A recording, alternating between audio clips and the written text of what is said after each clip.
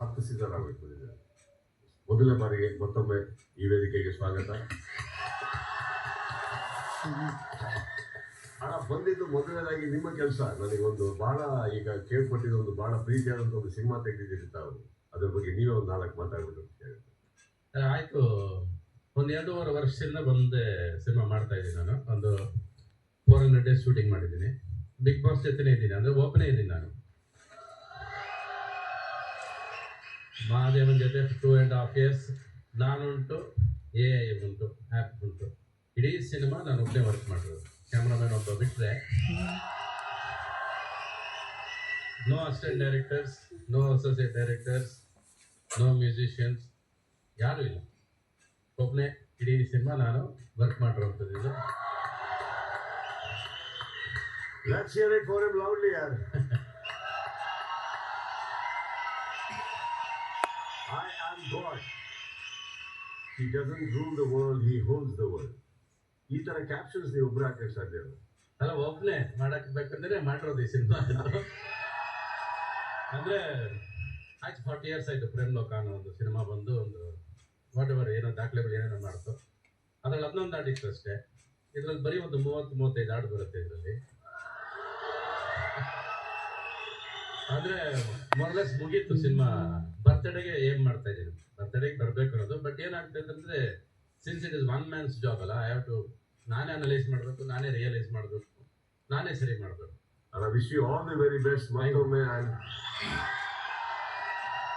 it's always an honor to have you on stage and to be with you. ಈಗ ನಮ್ಮ ಕಡೆ ಒಂದು ಚಿಕ್ಕ ಕೆಲಸ ನಮಗೆ ಮಾಡಿಕೊಡ್ಬೇಕು ತಾವು. ಹಣ 24 ಜನ ಕಂಟೆಸ್ಟೆಂಟ್ಸ್ ಒಳಗಡೆ ಹೋಗಿದ್ರು.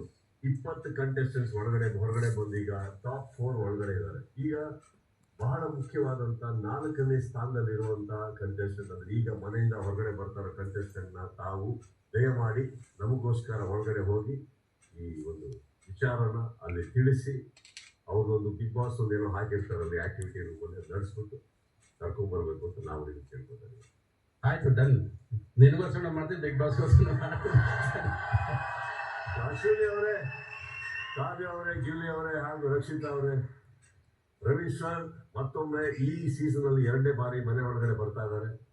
ಬಂದು 4ನೇ ಕಂಟೆಸ್ಟೆಂಟ್ ಅಂದರೆ ಈಗ ಮನೆಯಿಂದ ಹೊರಗಡೆ ಬರ್ತಾರೆ ಕಂಟೆಸ್ಟೆಂಟ್ನ ಒಂದು ಅನೌನ್ಸ್ ಮಾಡಿ ಕರ್ಕೊಂಡ್ಬರ್ತಾರೆ. ಅದನ್ನು ನಡೆಸ್ಕೊಟ್ಟು 5 ನಿಮಿಷಗಳ ಕಾಲ ಅವಕಾಶ ಇರುತ್ತೆ ನಿಮಗೆ ನನ್ನೊಟ್ಟಿಗೆ ಬಂದು ವೇದಿಕೆಗೆ ಸೇರಿಕೆ ಅಂತ ಹೇಳ್ತಾರೆ. ರವಿ ಸರ್ನ ಕಳಿಸ್ಕೊಡ್ತಾರೆ.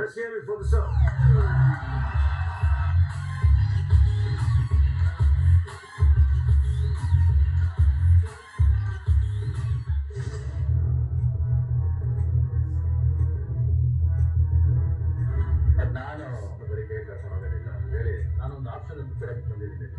ಇದರಲ್ಲಿ 5 ಲಕ್ಷ ಆಯ್ತು. 5 ಲಕ್ಷ ರೂಪಾಯಿ ತಗೊಂಡು ಯಾರು ಬರ್ತೀರ? ಈ ಲೆಕ್ಕನ ಇಷ್ಟಪಟ್ಟು ಕರ್ಕೊಂಡು ಹೋಗ್ತೀನಿ.